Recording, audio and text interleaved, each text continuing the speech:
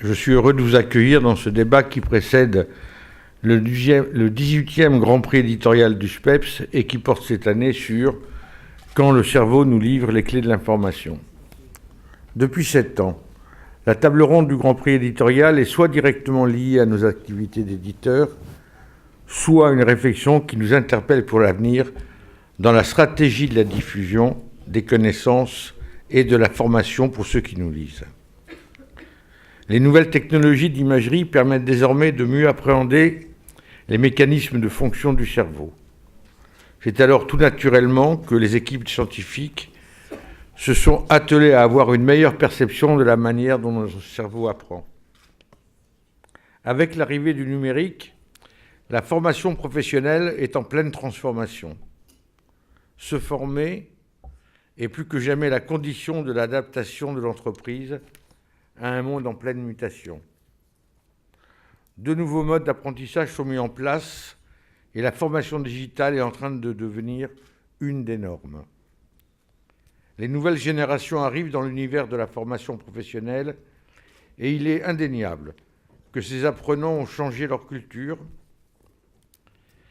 et la culture digitale est bien plus importante que celle des précédentes générations.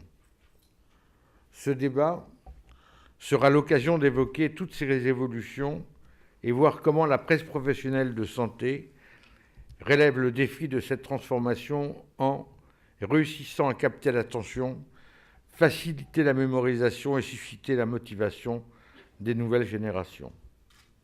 Pour nous éclairer sur cette interrogation, nous avons fait appel à des personnalités au cœur de ce sujet. Monique Dagneau, spécialiste des médias et des enfants, directrice CNRS.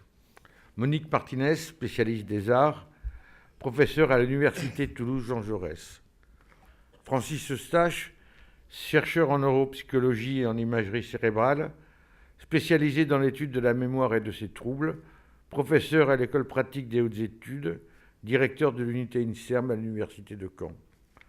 Daniel Rodriguez, président d'Elsevier Masson, témoin de notre presse professionnelle dans la connaissance et la formation digitale. Ce débat est animé par le docteur Alain Ducardonnet, journaliste médical, qui nous accompagne depuis plusieurs années et que je remercie pour sa fidélité, son amitié et son intérêt dans nos réflexions. Cher Alain. Ah oui, applaudissez quand même. Après des mots pareils, on ne peut que... Gilles Kahn, merci beaucoup. Eh bien, écoutez, bonjour à toutes et à tous. Ravi de vous retrouver. Je sais qu'il y a plein de visages qui sont fidèles, année après année, à ce débat.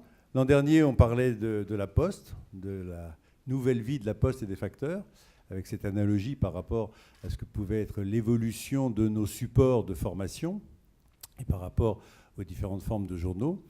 Donc cette année, on est dans quelque chose qui va vous paraître relativement plus abstrait encore, puisque la neuroscience